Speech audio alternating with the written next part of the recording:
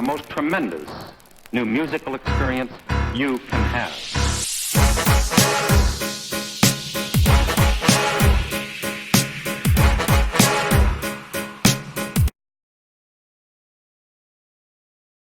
Alright, what's up, y'all? It's Logan, and I'm here bringing you this review to the Free Nationals debut album, their self-titled project, called, of course, Free Nationals.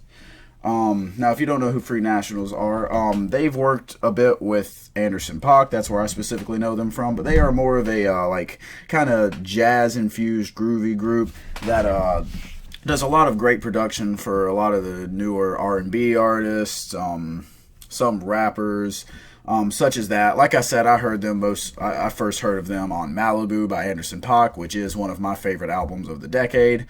Honestly, probably one of my favorite albums ever. I just really love that. I love the vibes on that, and they are to thank for a lot of the vibes that came out on that.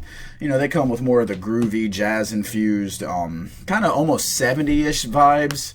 And trust me, you would know what I'm talking about if you've listened to them. It just has a lot of good feelings to it, and like I said, it feels like it's from the 70s with that jazz-infused, almost kind of dance music, but also just sit there and vibe with it, just with some friends, by yourself, however you want to do it. Really good music, really good feelings that it brings up, and really enjoyable all throughout. Now, going into this, of course, I was expecting more of the same there. I didn't really expect much of a storyline throughout the album, not much of a focus, just, you know, a lot of good features, a lot of good production, and overall, that's exactly what I get out of this. Like I said, it brings the exact vibes that you would expect with that experimental, jazzy feel, and yeah, it is very similar to what you would hear when they're working with Anderson .Paak.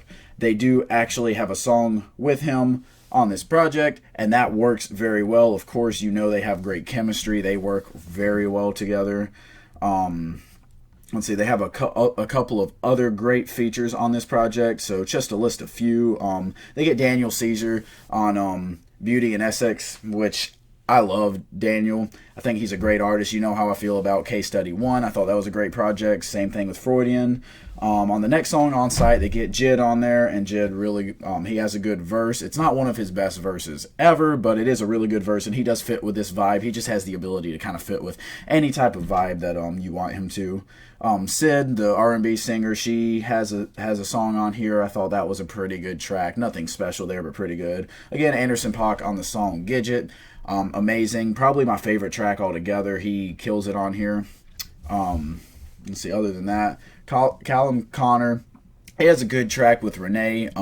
Nothing too special, but the main reason I mention him is because he also comes through on the song Oslo, which is right up there for my favorite tracks on this album. I just thought that track was absolutely amazing. Really good vibes, amazing vocal performances there. And I highly recommend checking that out. I highly recommend checking out the whole project, but specifically that one. And then also you're getting a late Mac Miller verse on the song Time, where he also works with Kali Uchis.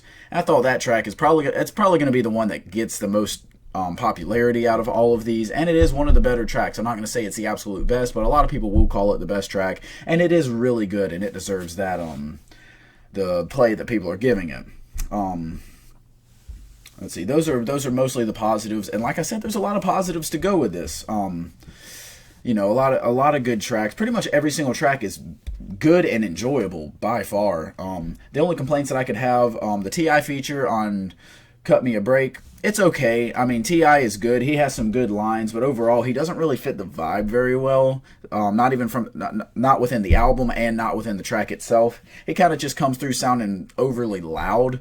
Not that it's mixed or mastered incorrectly. It just sounds like he's actually shouting, which doesn't really fit him or this track. But overall, it's not bad. And then kind of the same thing with the final track, The Rivington.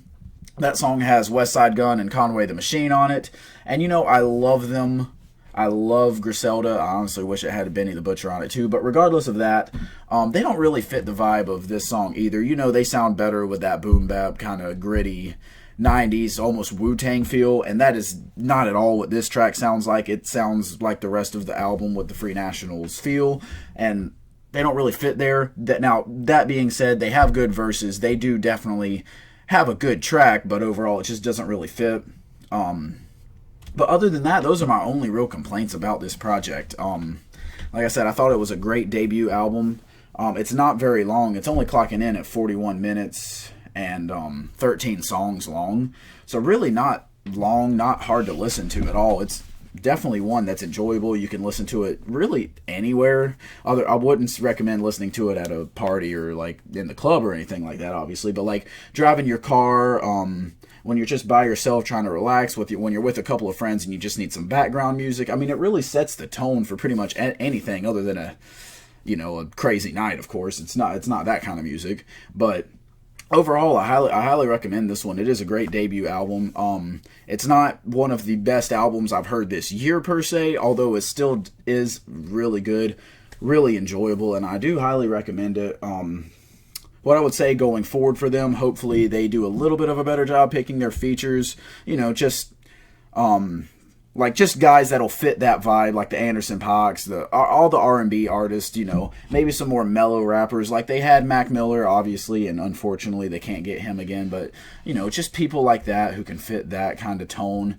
Common would be a great example of someone that would fit on a track, and I would actually really love to hear a track that they produce with him on it.